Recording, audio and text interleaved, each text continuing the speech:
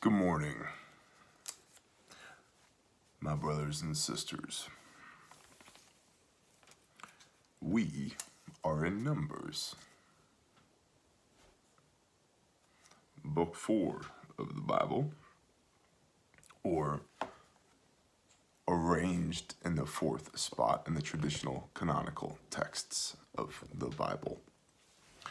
But of the first 5 books of the Bible, the Tanakh, it is legitimately the 4th book, and I'm happy about that. Anytime we get to start a new book, I feel a modicum of pride because we started this at Genesis 1:1.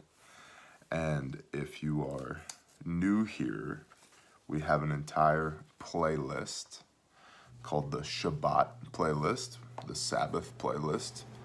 And I would encourage you to go back to Genesis 1:1 and start there. In the beginning, Elohim. So, I'm really happy that we're in Numbers, which in Hebrew is Bamidbar, I think is how you pronounce it. Coffee. That's a spicy meatball. That's hot coffee. First sip of the day. Excuse my slurpage. We're going to take this lid off for right now. For whatever reason, that reminds me of the movie Face Off. I want to take his face off. Sorry. Literal first sip of the coffee of the day. One of y'all last week was like, Bear, I'm worried about you. You seem really tired. I don't know if I'm really tired. Just, just busy doing the things. Yeah. It's a good tired, but there's only so much time in a day. So, and I tend to shoot these videos first thing in the morning. Like, I woke up, I prayed, I looked at my phone just a little bit, I flipped my Bible open, and here we are. Just second sip of coffee.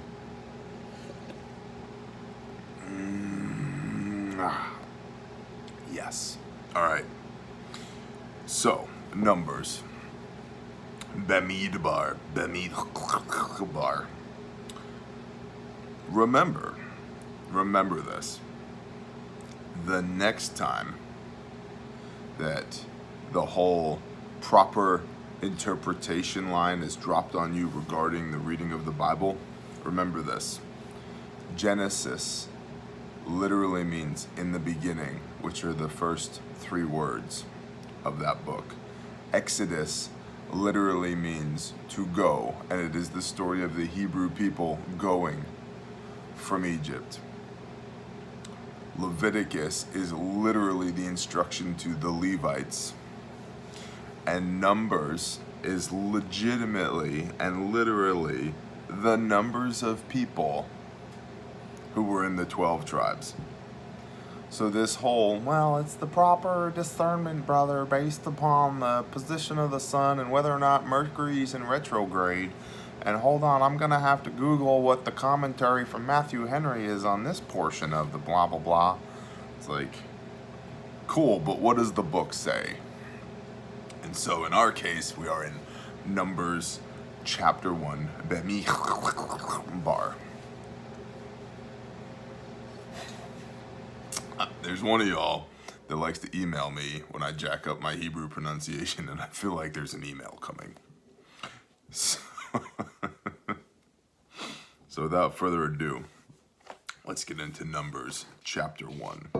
And I have some chicken scratch notes here that I don't expect anybody to be able to read. I probably can't read them. It's going to be like one of these. I'm trying to figure it out. All right. Chapter 1. And Yahweh spoke to Moshe. And who spoke to who? Oh, that's the laws of Moses. You don't have to do that anymore. That was nailed to the cross. Oh, wait. Oh, wait. Yahweh spoke to Moshe. It wasn't like some wood nymph or some, pagan lowercase g god or something. Oh, right. Yahweh, the God of Abraham, Isaac, and Jacob, our Elohim, the Alpha and the Omega, the creator of all things that exist. That guy. Dad. Oh, crap. Dad is home. We better behave. That guy. And Yahweh spoke to Moshe in the wilderness of Sinai in the tent of appointment on the first day of the second new moon in the second year after they had come out of the land of Mitzrayim, saying, take a census of all of the congregation of the children of Israel by their clans, by their fathers' houses, according to the number of names, every male, head by head, from 20 years old and above, everyone going out to the army in Israel. Number them by their divisions, you and Aaron.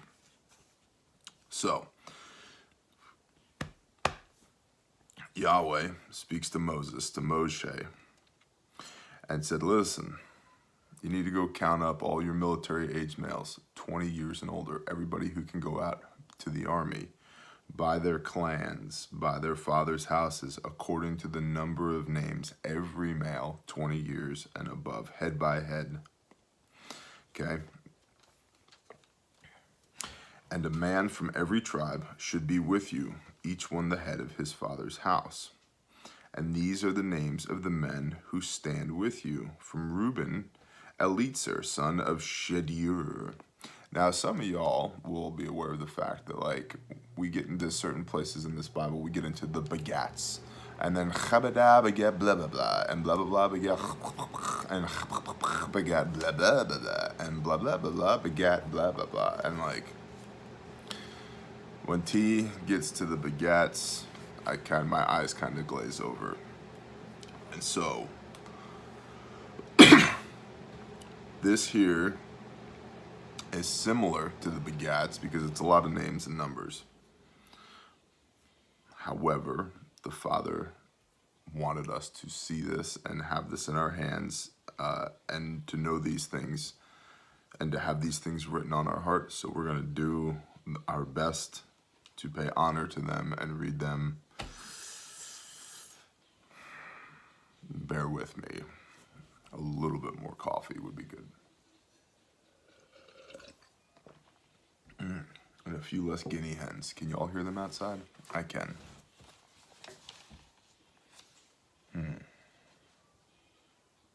Early morning thoughts. Is it possible to surgically remove the voice boxes of a guinea hen?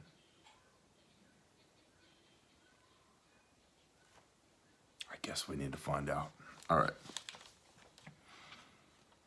From Shimeon, Sheliul, the son of Shaddai. From Yehuda, from Judah, Nashon, son of Aminadab. From Issachar, Nathaniel, son of Suar. From Zebulun, Eliab, son of Helon. The sons of Joseph. From Ephraim, Elishama, son of Amihud. From Manasseh, Gamliel, son of Pedashtor, I don't know, something like that. From Binyamin, Abidan, son of Gidoni. From Dan, Achiezer, son of Aminashaddai. That's a cool name, Ammishaddai. From Asher, Pagiel, son of Okran. Okran. We're like, oh, Cran. Really, Cran? Why are you always craning so hard, Cran? Oh, Cran. It's probably like Akron or Achron, but whatever. From Gad, Eliasaph, son of Deuel. From Naphtali, Achira, son of Enan. These are the ones called from their congregation, leaders of their fathers' tribes, heads of the thousands of Israel. Now, remember, said Yahweh. And Moshe and Aaron took these men who were called by name. How incredible would that be to know that Moshe and Aaron come to you, the top people in your nation, This would be like Trump and Pence came to your house and they're like, yo, we need you. You're one of 12. Yes, sir. Here I come. Not crazy about that GMO legislation you're working on, but here I come. You got it. And they assembled all the congregation together on the first day of the second new moon, and they declared their ancestry by clans, by their fathers' houses, according to the number of names, from 20 years old and above, each one head by head. So by their fathers' houses. That's the patriarchy. Yes, literally, that is a patriarchy. Yes. That is literally what it is. And you know what? It works when you have rules, like all the rules that we just read in Leviticus, all the rules we're going to read in Numbers, all the rules, teachings, and instructions we get in Deuteronomy about how to conduct yourself within a patriarchal framework so that women are not second-class citizens. Much like today, they're not second-class citizens. Now, I'm saying nothing is perfect, but that's why we have rules. And these were agricultural people with a warrior class. And this is the Numbers here, chapters 1 and 2, are establishing the warrior class and who is who in that warrior class. In a patriarchal warrior class, yeah, I would be very thankful that we had a patriarchy, because if we need to go to war, we can. If we need strong leadership, we've got it. So,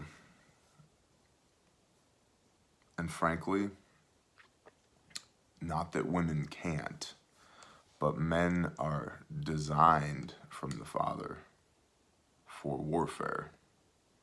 We have that smoldering in us that if you just brush off the top layer of ash and blow a little oxygen on it, we roar to life.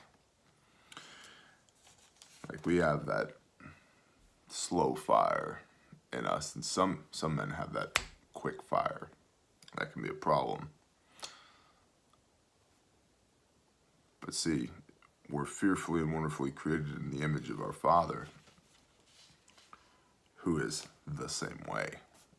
I mean, we've seen already, and we will see again here, Moses having to intercede on behalf of the children of Israel, he literally Moses tells the Father, I believe it's in Exodus, if you kill all these people, how can I get them to worship you? And the Father stays his anger. It's like, okay, yeah.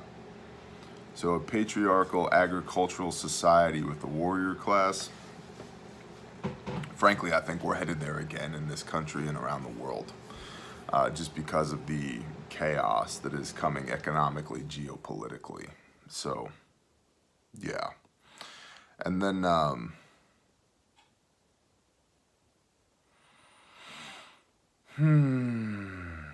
they declared their ancestry by clans. Tribal. The Israelites were tribal. The Israelites today that I know of are tribal. We are tribal people, and that's okay. And there's actually a movement in modern society right now where you can hear the term tribes being used in a political connotation, and that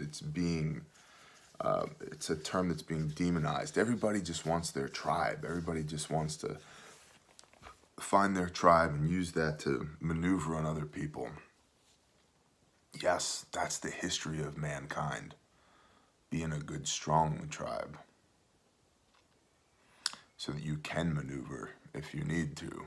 Like, Israelites are tribal, and they're tribal because they're an agricultural patriarchy with a warrior class. All of these things go hand in hand. As Yahweh commanded Moshe, so he registered them in the wilderness of Sinai. And the children of Reuben, Israel's firstborn, their genealogies by clans, their father's house, according to the number of names, every male head by head, from 20 years old and above, everyone going out to the army. Those who were registered of the tribe of Reuben were 46,500. And one sip of coffee. From the children of Shimon, their genealogies by their clans, by their father's house, of those who were registered according to the number of names, every male head by head, from 20 years old and above, everyone going out of the army. Those who were registered of the tribe of Shimon were 59,300. From the children of Gad, their genealogies by their clans, by their father's house, according to the number of names, from 20 years old and above, everyone going out to the army. Those who were registered to the tribe of Gad were 45,650 men. These are not small groups of men. We got 46,500 for Reuben, 59,300 for Shimon, and 45,650 for Gad. That's a third of the tribes. Okay, so we've got, 150,000 men, roughly, and a quarter of the tribes. From the children of Yehudah, of Judah, their genealogies by their clans, by their father's house, according to the number of names, from 20 years old and above, everyone going out of the army. Those who were registered of the tribe of Yehudah were 74,600. I want to make another point, getting back to the whole patriarchy thing. It's not just respect my authority, okay? It's very much so by their father's house according to the number of names, right? The genealogies of their clans. If I know, and I believe that there will be, but if I know that there will be a remembrance of me and that my name is going to be important to those who come after me. It's not just for me, it's not just for my kids, but it's perpetuity down the line of our lineage. I want to be a strong branch in our family tree. I want to be remembered well. I want it known that, yeah, he did the hard things. He went the distance. He didn't compromise. He loved us. He protected us fiercely. We were well provided for. He reached as many people as he could. He did the things. He really did the things. You know, a brief aside. This thing here for me has been pretty well beat up over the years. I've had a lot of concussions, had a lot of traumatic brain injury, and my short-term memory is pretty good. My long-term memory, not so much. And so part of why I film these videos is I want to be able to remember things when I'm old. Oh yeah, that's right. Oh yeah, we did that. Oh yeah, cool. And just speaking these things on all the videos that we do here helps me remember. It's like it's recreating boxes in my mind where I can put these bits of information in it, and it helps me heal. But I want to be remembered, and I want to be remembered well within the lineage and the genealogy of the people who come after me. Like, I understand that I'm standing on the shoulders of giants, that I wouldn't be here, literally wouldn't be here if it wasn't for the people who came before me. And I'm thankful. There are cultures and religions that engage in ancestor worship. I don't do that. There is no God but God. But I am thankful. I'm thankful that I'm here, to the Father above and to the generations of fathers who came before me, who got me to this point. And so I think that the implication there is in this patriarchal system that it's not just respect my authority, it's be respectful, be respectable. right? So I just wanted to share that with y'all. It's like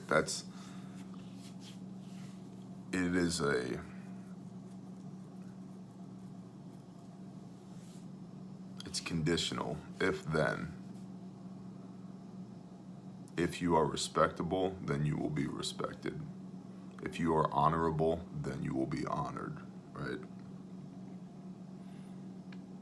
So, just wanted to share that with y'all. From the children of Issachar, their genealogies by their clans, by their father's house, according to the number of names, from 20 years old and above, everyone going out to the army. Those who were registered of the tribe of Issachar were 54,400. From the children of Zebulun, their genealogies by their clans, by their father's house, according to the number of names, from 20 years old and above, everyone going out to the army. Those who were registered of the tribe of Zebulun were 57,400. And from the sons of Joseph, the children of Ephraim, their genealogies by their clans, by their father's house, according to the number of names, from 20 years old and above, everyone going out to the army. Those who were registered to the tribe of Ephraim were 40,500. And from the children of Manasseh, that's what my book says, Manasseh. Their genealogies by their clans, by their father's house, according to the number of names, from 20 years old and above, everyone going out of the army. Those who were registered to the tribe of Manasseh were 32,200. From the children of Benjamin, their genealogies by their clans, by their father's house, according to the number of the name, from the 20 years old and above, everyone going out to the army. Those who were registered of the tribe of Benjamin were 35,400. From the children of Dan, we should make a song out of this. So repetitive. Because this is the same phraseology. Their genealogies by their clans, by their father's house, according to the numbers of their names, from 20 years old and above, everyone going out of the army. Those who were registered of the tribe of Dan were 62,700. And you're probably asking yourself, why don't we just read the 62,700? Asher, 41,500. Simple.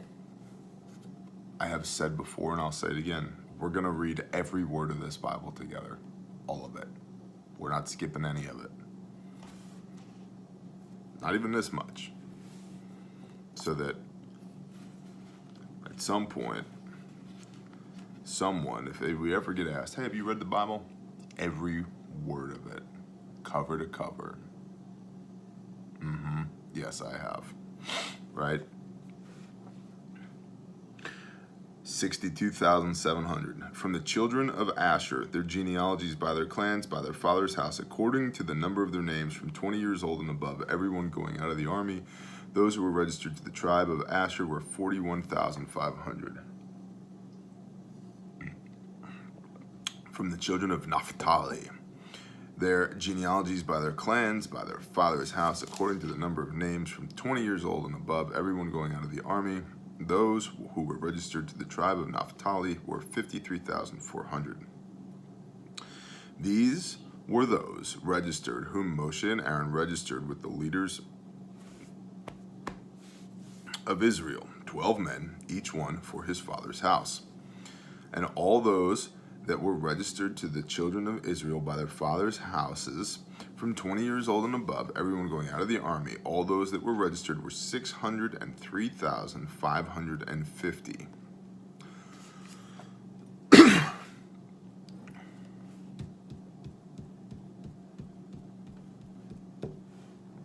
Now,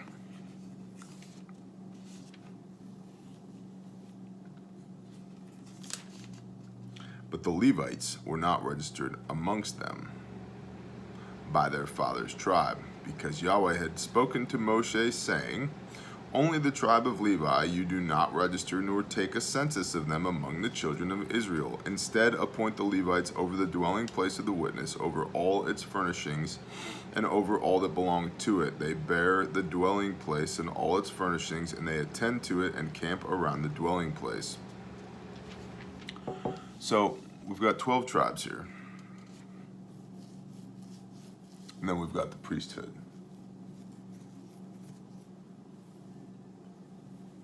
Just a little tiny parallel here. There was this guy, his name was Yeshua of Nazareth. Some people call him Jesus Christ. And he is the Messiah. He is the anointed of the Most High Yahweh. And he had 12 guys. And he is the high priest. So, you know, just a little tiny itty-bitty parallel there. Things to think about. Pretty cool. So, and when the dwelling place is to go forward, the Levites take it down. And when the dwelling place is to be set up, the Levites set it up. And the stranger who comes near is put to death. Yo, stay away from the dwelling place. And the children of Israel shall pitch their tents, everyone by his own camp, everyone by his own banner, according to their divisions. But let the Levites camp around the dwelling place of the witness, so that there be no wrath on the congregation of the children of Israel. Meaning that wrath, meaning that they came close to the dwelling place when they weren't supposed to, and they got smote. I wish that the word smote would like get back into popular vernacular. Like, yo dog, that guy got smote. Like that'd be great. I want to hear a rap album where smote gets used. In the back of my Bible, which is the scriptures, which I have done a video on, Bear Independent Bible would be the search that you would use in YouTube to find it, because I was spending 5 to 15 minutes each one of these videos explaining why I use this Bible. But in the back of this Bible, you can see we have this schematic here. Can you see this? The camp of Israel. And so you see the tent of appointment is in the middle, the tabernacle. And then you've got the Levite tents around it, Aaron's tent and Moshe's tent. And then you've got all of the camps of the 12 tribes around that, okay? So, yeah.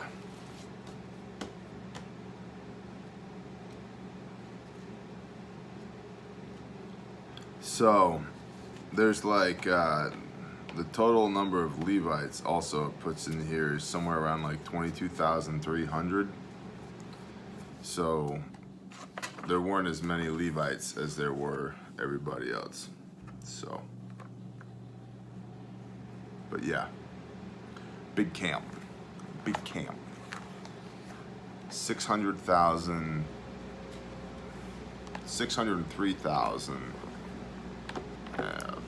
men, military-aged men, plus their women and children. 603,550. That's a considerable army, especially back in the day. All right.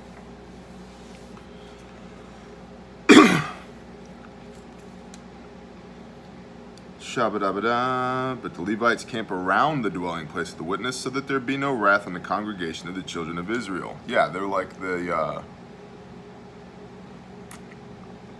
they've posted security, right? So that people who aren't supposed to come and go from the tabernacle aren't coming and going from the tabernacle. And the Levites shall guard the duty of the dwelling place of the witness, the tabernacle. And the children of Israel did according to all that Yahweh commanded Moshe. So they did. And that is the end of Numbers 1. And that is the end of my first cup of coffee. So everybody, let's take a quick 90-second break. I'm not even going to pause the video. I'm just going to get up and go make some coffee, and I'll be right back. Talk quietly amongst yourselves. There's donuts and coffee in the back of the room. Okay? Okay. All right.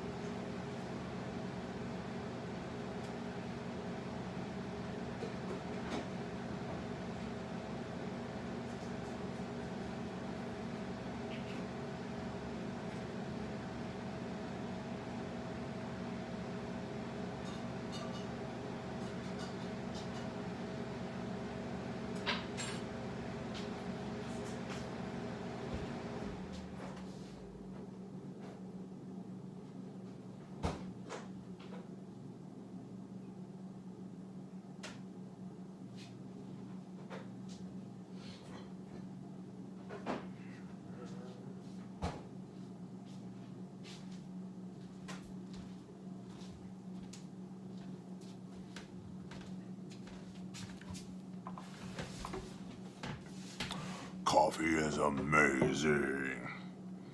All right, everybody simmer down. Get back to your seats. Please get back to your seats.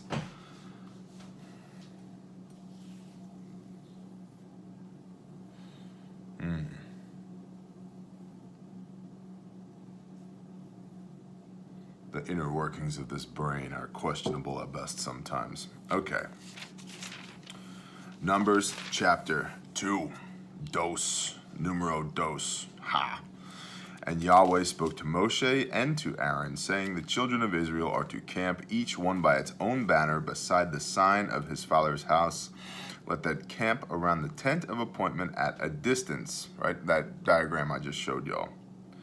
And on the east side, towards the sunrise, those of the banner of the camp of Yehuda camp according to their divisions, and the leader of the children of Judah, Yehuda, Nashon, son of Amminadab, and his army with their registered ones, 74,600. Do you understand why this book is called Numbers?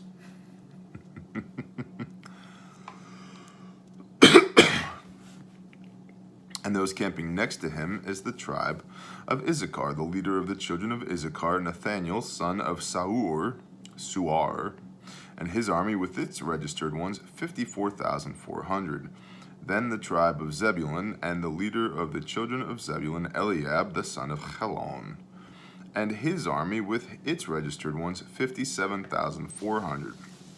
All the registered ones of the camp of Judah, according to their divisions, 186,400. These depart first. Okay, and these are on the east side, towards the sunrise. Okay, they depart first. On the south side, the banner of the camp of Reuben, according to their divisions, and the leader of the children of Reuben, Elitzur, son of Shedior, and his army with its registered ones, 46,500.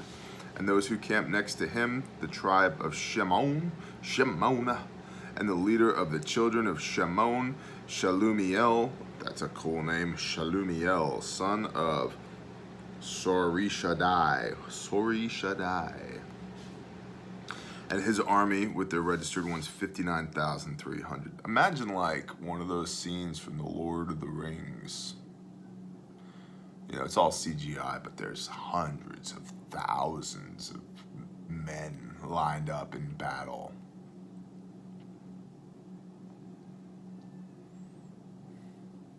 Our God is a loving God. Yes, he is. But that is not all he is.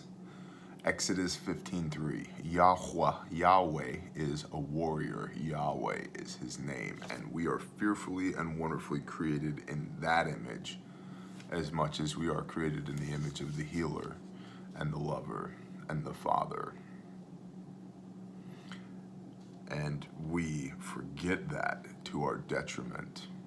We forget to tend that smolder, that slow burn, and to tap into it and use it for good, to literally remember our place on the battlefield, because we're created in that image, right? And we come from this lineage of warriors. 600,000 men is a lot of men on a battlefield. And remember, when the Israelites come into the promised land, they come in there swinging swords. When Yeshua Messiah comes back, what's sticking out of his mouth?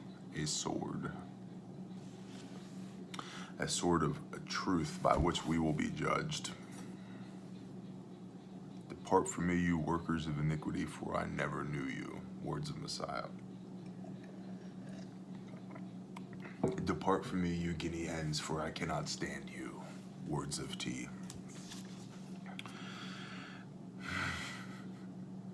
Then the tribe of Gad, and the leader of the children of Gad, Eliasaph, son of Reuel, and his army with their registered ones, 45,650. All the registered ones at the camp of Reuben, according to their division, 151,450. They are the second to depart. And the tent of appointment, The camp of the Levites shall move out in the middle of the camps. As they camp, so they move out, everyone in his place by their banners. Okay, so first, the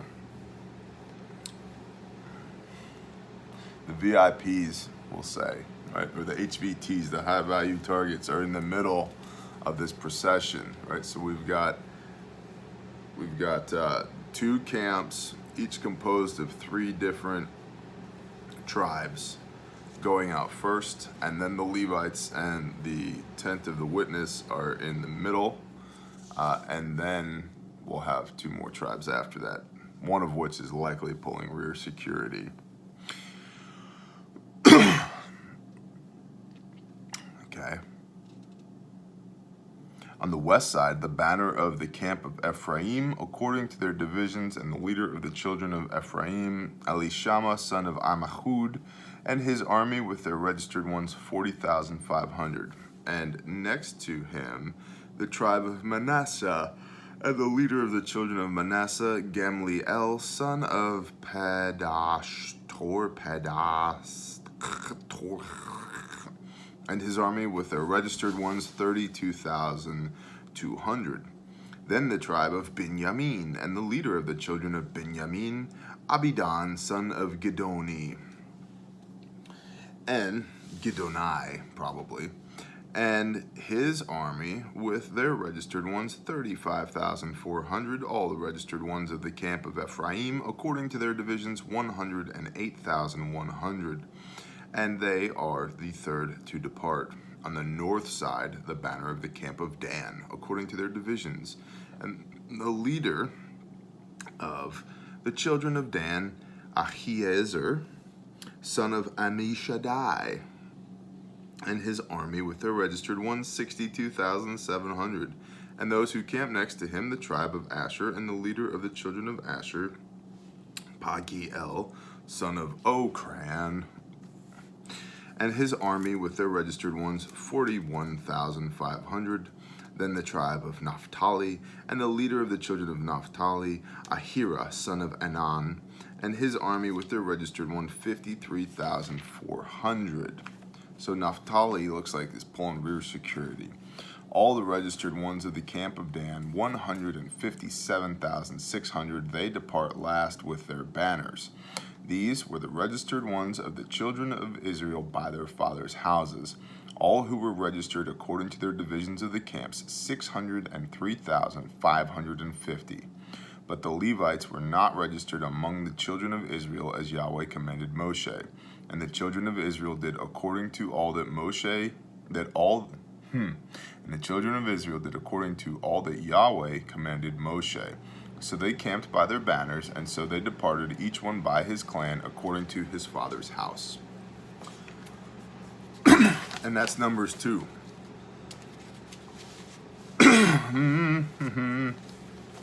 I got a little frog in my throat. So,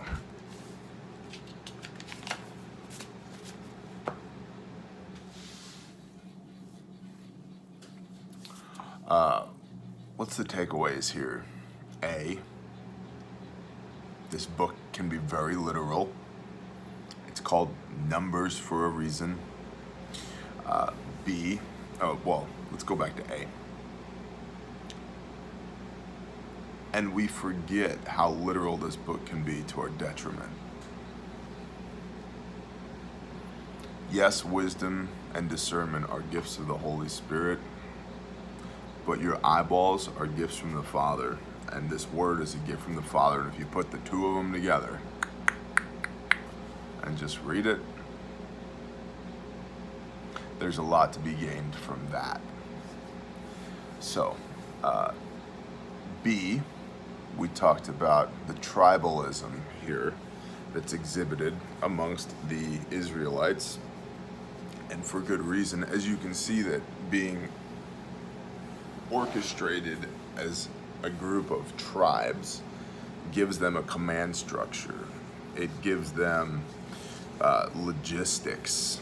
Hey, you're part of this tribe. You do this. You depart at this time. You camp by this banner. This is your job. You do these things. Think about that. That's actually very practical. And to dovetail into the whole tribal portion here is the patriarchal portion.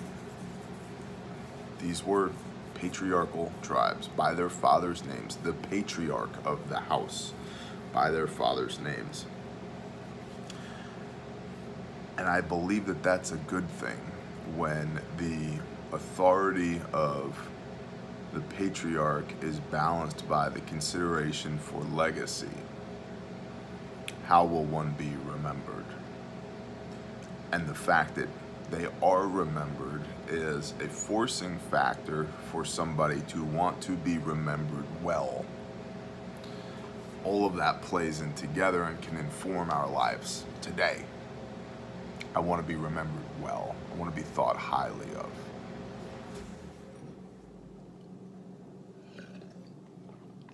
So that would be C.